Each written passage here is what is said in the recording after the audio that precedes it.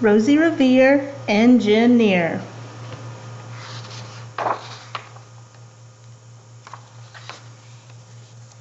This is the story of Rosie Revere, who dreamed of becoming a great engineer. In Lee Revere's classroom at Blue River Creek, young Rosie sat shyly, not daring to speak. But when no one saw her, she peeked in the trash for treasures to add to her engineer's stash.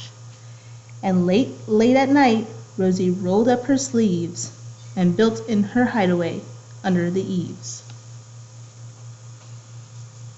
Alone in her attic, the moon high above, dear Rosie made gadgets and gizmos she loved.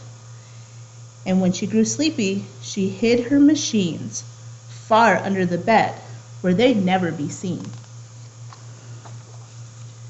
When Rosie was young, she had not been so shy. She worked with her hair swooping over one eye and made her fine inventions for uncles and aunts, a hot dog dispenser and helium pants.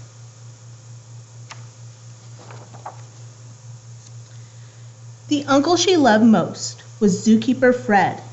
She made him a hat to keep snakes off his head.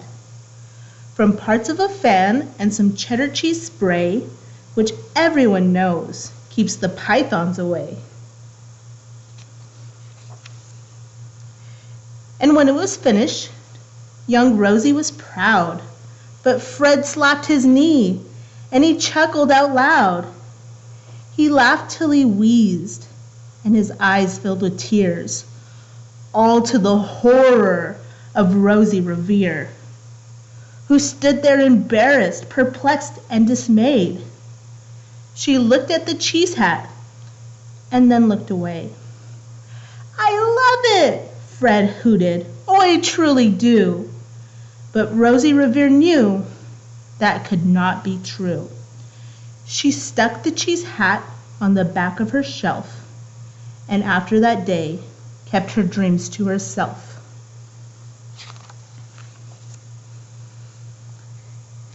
And that's how it went until one autumn day, her oldest relation showed up for a stay.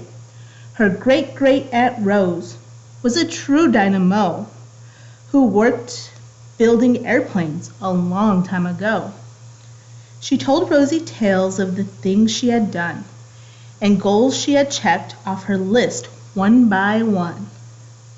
She gave a sad smile as she looked to the sky. "The only thrill left on my list is to fly. But time never lingers as long as it seems. I'll chalk that one up to an old lady's dreams."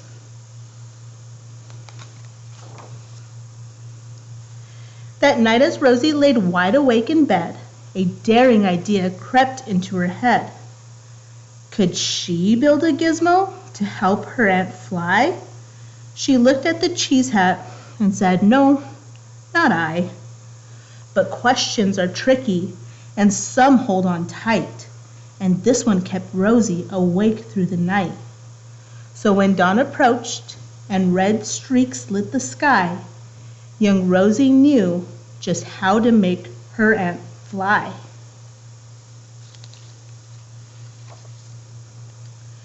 She worked and she worked till the day was half gone, then hauled her cheese copter out onto the lawn to give her invention a test just to see the ridiculous flop it might turn out to be.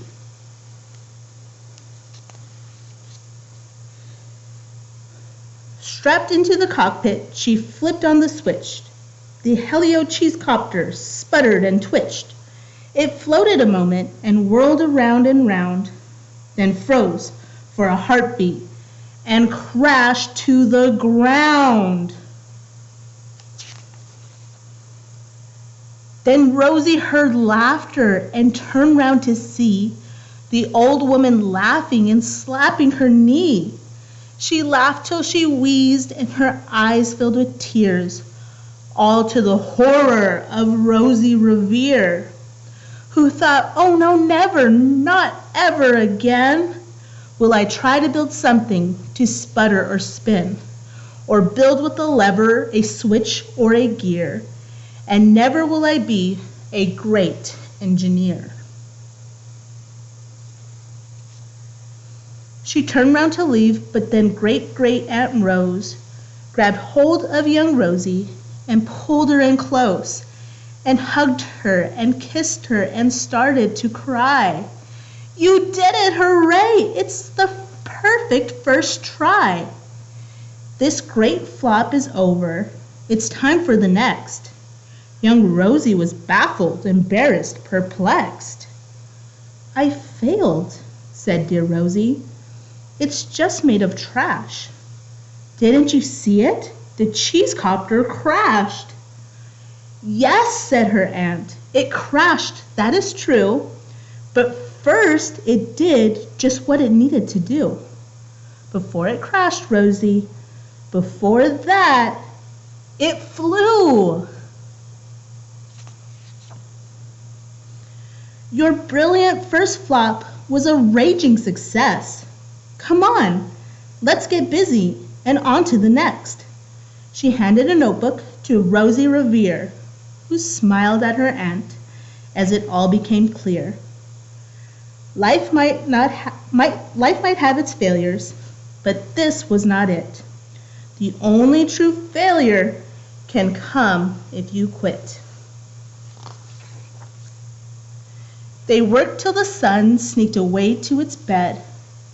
Aunt Rose tied her headscarf around Rosie's head and sent her to sleep with a smile ear to ear, to dream of the bold dreams of a great engineer.